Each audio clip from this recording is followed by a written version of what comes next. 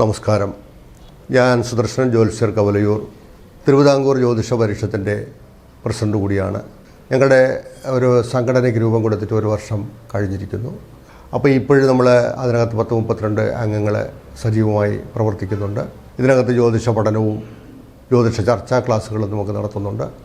അപ്പോൾ ജ്യോതിഷം പഠിക്കാൻ ആഗ്രഹിക്കുന്നവരെ സംബന്ധിച്ചിടത്തോളം ജ്യോതിഷം വ്യക്തിപരമായ കാര്യങ്ങൾ അറിയണം ആഗ്രഹിക്കുന്നവർ ഓൺലൈനായിട്ടോ അല്ലെങ്കിൽ നേരിട്ടോ വരേണ്ടതാണ്. അത് നല്ല വ്യക്തമായ കാര്യങ്ങൾ നമുക്ക് മനസ്സിലാക്കാൻ കുറച്ചുകൂടി ഉപകരിക്കും. ഓക്കെ, അപ്പോൾ നമുക്ക് എന്താണ് ഇന്നത്തെ വിഷയം? നമ്മൾ വ്യാഴൻ്റെ ഫലങ്ങളൊക്കെ പറഞ്ഞു പോയിട്ടുണ്ട്.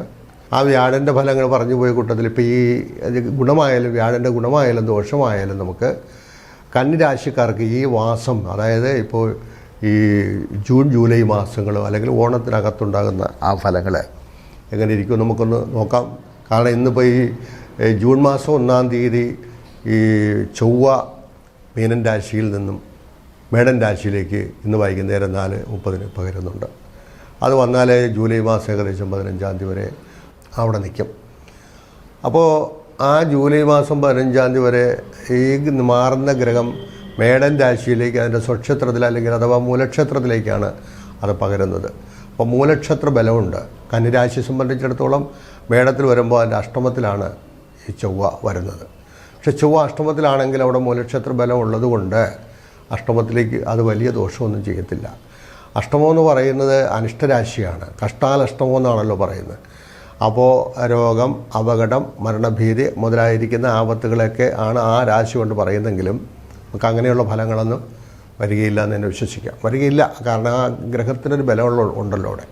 പിന്നെ നമുക്കെന്താണ് ഈ പറയുന്നതായ കന്നിരാശിക്കാരെ സംബന്ധിച്ചിടത്തോളം ബുധൻ ഇപ്പോൾ സഞ്ചരിക്കുന്നത് ഇടവം മിഥുനൻ രാശി കൂടി സഞ്ചരിക്കുകയാണ്.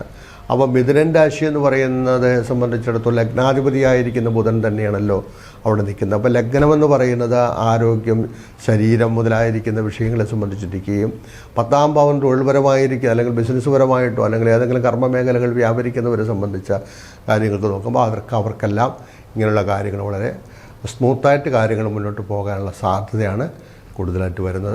വിശേഷിച്ചും ശുക്രൻ്റെ ആഗമനം നമുക്ക് 9-ാം ഭാവാധിപതിയായിരിക്കുന്ന 9-ഉം 10-ഉം ഭാവവും കൂടെ ഭാഗ്യസ്ഥാനാധിപത്യം വഹിച്ച ഗ്രഹവും കൂടി അതിനോടുകൂടി യോജിച്ചു വരികയാണ്. അപ്പോൾ ഇത് രണ്ടും കൂടെ കന്നിരാശിയെ സംബന്ധിച്ചിടത്തോളം പറയണമെങ്കിൽ നമുക്ക് മോശമാകാനുള്ള സാധ്യതയൊന്നും ഇല്ല എന്നുള്ളതാണ്. ഇനി മോശമാകുന്നുണ്ടെങ്കിൽ നമുക്ക് ജാതക വിഷയത്തിൽ എന്തെങ്കിലും ഒരു ദോഷകരമായിട്ടുള്ള ഗ്രഹസ്ഥിതികൾ ഏതെങ്കിലും ഉണ്ടെങ്കിൽ മാത്രമായിരിക്കണം കൂടുതലും അങ്ങനെ വരേണ്ട സാധ്യത. പിന്നെ അഷ്ടമത്തിൽ നിന്ന് പിന്നെ ഒരു കാര്യം ഇതിനകത്ത് എടുത്ത് പറയാനുള്ളത്, 9-ലാണല്ലോ നമുക്കിപ്പോൾ വ്യാഴം വന്നിരിക്കുന്നത്. ഈ 9-ലെ വ്യാഴം ശുഭകാരകനാണെന്ന് നമുക്കറിയാം. ഭാഗ്യസ്ഥാനഗതേ ശുഭേ എന്നുണ്ട്. അപ്പോൾ 9-ാം ഭാവത്ത് നിൽക്കുന്ന വ്യാഴം ഗുണകാരകനാണെങ്കിലും ഈ ജാതകവശാൽ വ്യാഴൻ്റെ അഷ്ടവർഗം നോക്കിയാൽ അതിൽ പരൽ കൂടുതൽ 5 മുതൽ 8 വരെയുള്ള പരൽസംഖ്യ കിടക്കുന്നെങ്കിൽ മാത്രം കൂടുതലായിട്ട് അനുഭവങ്ങൾ ഉണ്ടാക്കും. നല്ല ഫലങ്ങൾ പറഞ്ഞിരിക്കുന്നിടത്ത് കുറച്ചുകൂടി അതിനെ ഇരട്ടിച്ച് നമുക്ക് ഫലങ്ങളെ ഉണ്ടാക്കാൻ കഴിവുള്ളതാണ് വ്യാഴൻ്റെ 9-ലെ സ്ഥിതി. പക്ഷേ അവിടെ വ്യാഴം ശത്രുക്ഷേത്രത്തിലാണെന്നുള്ള ഒരു വിശേഷം കൂടി അല്പമുണ്ട്. അപ്പോൾ അതിൽ കുറച്ച് ശോഷിക്കുകയും ചെയ്യും. എന്തായാലും കൂടുതലും ഫലങ്ങൾ നല്ലതായിട്ട് വരാനുള്ള സാധ്യത അവിടെ ഉണ്ട്. പക്ഷേ ആ 9 നിൽക്കുന്ന വ്യാഴൻ്റെ വ്യാഴാഷ്ടവർഗം ഇട്ടാൽ 4-ൽ താഴോട്ടുള്ള സംഖ്യകളാണെങ്കിൽ വിശേഷിച്ചും ശത്രുക്ഷേത്രവും കൂടി ആയ സ്ഥിതിക്ക് 9-ൽ പറഞ്ഞിരിക്കുന്ന ഫലങ്ങൾ ചിലർക്ക് കുറച്ച് കുറയും. വ്യാഴൻ്റെ സ്ഥിതികളും ജാതകവശാൽ വ്യാഴൻ്റെ വിശേഷങ്ങളൊക്കെ പരിശോധിച്ചാൽ അതിന് കൂടുതൽ വിശേഷങ്ങൾ നമുക്ക് അറിയാൻ കഴിയും എന്നുള്ളതാണ്.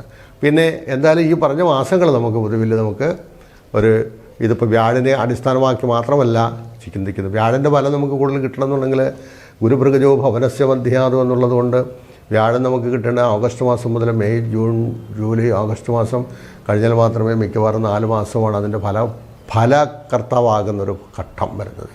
12 മാസവും വ്യാഴം ഒരേ കണക്ക് ഫലം ചെയ്യണമെന്നില്ല ഇക്കാര്യത്തിൽ. അപ്പോൾ അതുകൂടെ നമ്മൾ മനസ്സിലാക്കിക്കൊള്ളുക. അപ്പം ഇങ്ങനെയാണ് വ്യാഴൻ്റെ സ്ഥിതിയും. പിന്നെ ശനിയൊക്കെ നമുക്ക് 6-ലാണ്, അത് ദോഷമല്ല. പിന്നെ ലഗ്നത്തിൽ നിൽക്കുന്ന കേതു, 7-ൽ രാഹു, അവിടെ നമുക്കൊന്ന് ചിന്തിക്കേണ്ടിയുണ്ട്. 7-ൽ രാഹു എന്ന് പറയുന്നത് നമുക്ക് ലഗ്നത്തിൽ കേതു വയ്ക്കുമ്പോൾ 7-ൽ രാഹുവും വരുമല്ലോ. 7-ൽ രാഹു വയ്ക്കുമ്പോൾ ലഗ്നത്തിൽ കേതുവും വരും. അത് സ്വാഭാവികമാണ്. 7-ാം ഭാവം കൊണ്ട് എന്താണ് നമ്മൾ ചിന്തിക്കുന്നത്? അവിടെ രാഹു 7-ാം ഭാവം കൊണ്ട് വിവാഹം, യാത്ര മുതലായിരിക്കുന്ന കാര്യങ്ങളെ ചിന്തിക്കുകയാണെങ്കിൽ വൈവാഹിക ജീവിതത്തെ അല്ലെങ്കിൽ വിവാഹ ബന്ധത്തെ സംബന്ധിച്ചിടത്തോളം ഉണ്ടാകുന്നതും അല്പം കിറുകിറുപ്പുകളും മറ്റു വിഷമങ്ങളും ഒക്കെ ഭാര്യ ജീവിതത്തിൽ കുറച്ച് സംഭവിക്കാനുള്ള സാധ്യതകൾ നിലവിലുള്ളവർ നേരത്തെ ഉണ്ടെങ്കിൽ അത് ഒക്ടോബർ മാസം 31-ാം തീയതിയാണല്ലോ രാഹുവോടെ വന്നിരിക്കുന്നത്. അതിനുശേഷം ചില കാര്യങ്ങൾ കുറച്ചുകൂടെ ഒന്ന് വർദ്ധിക്കാനും കുടുംബ ബന്ധങ്ങളിൽ അല്പം വീഴ്ചകൾ സംഭവിക്കാനൊക്കെ സാധ്യതയുണ്ട്. അവിടെയൊക്കെ ബാഹ്യമായിട്ട് ആന്തരികമായി ഈ വിഷയങ്ങൾ നടക്കുമ്പോഴും ബാഹ്യമായിരിക്കുന്ന മറ്റു കാര്യങ്ങളിലും തൊഴിൽപരമായിട്ടും സാമ്പത്തികപരമായിരിക്കും കാര്യങ്ങളിൽ ആഡംബര ജീവിത ശൈലികൾക്കൊക്കെ അതൊക്കെ അതിൻ്റെ മുറയ്ക്ക് നടക്കുമെങ്കിൽ പോലും ആന്തരികമായ ഒരു മനസ്സുഖക്കുറവും വിശേഷിച്ചും ഈ പറയുന്ന വിവാഹ ജീവിതവും യാത്രയും സന്തോഷകരമല്ലാത്തൊരു യാത്ര ചെയ്യേണ്ട സാഹചര്യങ്ങളൊക്കെ ആ രാഹു ഒന്നുണ്ടായിരിക്കാം. അപ്പോൾ അതുകൊണ്ട് അവിടെ നമുക്ക് ദൈവികമായ കാര്യങ്ങളും മറ്റുമൊക്കെ ചെയ്ത് മുന്നോട്ട് പോകുന്നത് കുറച്ചുകൂടെ നന്നായിരിക്കുമെന്ന് തന്നെ പറയട്ടെ. ബന്ധുവർഗത്തിൽപ്പെടുന്ന ചിലരുടെ ശത്രുത നമുക്ക് ചിലപ്പോൾ വന്നു ചേരാനുള്ള സാധ്യത ഇക്കാര്യത്തിലുണ്ട്. അപ്പോൾ ഭാഗ്യസ്ഥാനഗതി ശുഭയെ തതിവേ പ്രാണിന്യ അഭീഷ്ടസ്ഥിതി എന്നുള്ളത് കൊണ്ട് അതിൻ്റെ അധിപതിയായിരിക്കുന്ന ശുക്രന് ഇപ്പോഴും സ്വക്ഷേത്ര ബലത്തോടുകൂടി നിൽക്കുന്നത് പ്രാണിന്യ അഭീഷ്ടസ്ഥിതി ലഗ്നേശേ തപനേനവ അഥവാ ആലോകിതേവ അന്യതേ ആ ലഗ്നാധിപതിയായിരിക്കുന്ന ഗ്രഹത്തിൻ്റെ യോഗവും കൂടി അവിടെ വന്നിട്ടുണ്ട്. അപ്പോൾ അതൊക്കെ സാമാന്യ ബലം അവിടെ അവർക്കുണ്ട്. സ്യാദേവ ഈശ്വര സേവയാ ഗതശമസ്തം അനൂനാഞ്ജുബൈഹി. അപ്പോൾ നിങ്ങൾ ഈശ്വരസേവ ചെയ്ത് കുറച്ച് മുന്നോട്ട് പോയാൽ നിങ്ങൾക്ക് ഒന്നും പേടിക്കേണ്ട കാര്യമില്ല, നല്ല നല്ല അനുഭവങ്ങൾ കിട്ടുമെന്ന് തന്നെയാണ് ആ കന്നിരാശിയെ സംബന്ധിച്ച് പറയാനുള്ളത്. അല്പം ദോഷമുള്ളത് ആ രാഹുകേതുക്കളുടെ സ്ഥിതി മാത്രമാണ്. അത് വ്യാഴം 9-ൽ നിൽക്കുമ്പോൾ പിന്നെ സൂര്യപ്രകാശം ഇരിക്കുമ്പോൾ മിന്നാമിനിങ്ങിൻ്റെ വെട്ടത്തിന് പ്രസക്തിയില്ലെന്ന് പറഞ്ഞതുപോലെ മാറിക്കൊള്ളും, പ്രശ്നമില്ല. നിങ്ങൾ ഈ പറഞ്ഞ കണക്ക് 9-ലെ വ്യാഴം പ്രധാനമായിട്ടും ഈശ്വര മാത്രമല്ല 9-ാം ഭാവം ഭാഗ്യസ്ഥാനവും ഉപാസനാഭാവവും കൂടി ആയതുകൊണ്ട് ആ ഭാവത്തിൽ നിൽക്കുന്ന വ്യാഴന് കുറച്ച് വലിയ മെച്ചപ്പെട്ട നിലവാരങ്ങൾ ചെയ്യാൻ കഴിയും. അപ്പോൾ ഞാൻ നേരത്തെ പറഞ്ഞ കാര്യങ്ങളൂടെ ചിന്തിച്ചാൽ മാത്രമേ അത് കൂടുതൽ അനുഭവമായിട്ട് വരുള്ളൂ. നിങ്ങൾ എന്തെങ്കിലും കാര്യങ്ങൾ വിശേഷമായിട്ട് അറിയാനോ അല്ലെങ്കിൽ ജ്യോതിഷം പഠിക്കുന്ന കാര്യത്തിലോ ഓൺലൈൻ വഴി കാര്യങ്ങൾ അറിയുന്ന നേരത്തെ ഞാൻ പറഞ്ഞതുപോലെ വാട്സാപ്പിൽ മെസ്സേജ് ചെയ്യുകയോ വിളിക്കുകയൊക്കെ ചെയ്യാം. നന്നായി വരട്ടെ, നല്ല ഫലങ്ങൾ ഉണ്ടാകട്ടെ എന്ന് പ്രാർത്ഥിച്ചുകൊണ്ട് തൽക്കാലം കന്നിരാശിയുടെ ഫലത്തിൽ നിന്ന് മാറുന്നു. നമുക്കിനി അടുത്തത് തുലാം രാശിയുടെ ഫലത്തിലേക്ക് പോകാം. ഓക്കെ, നന്ദി, നമസ്കാരം.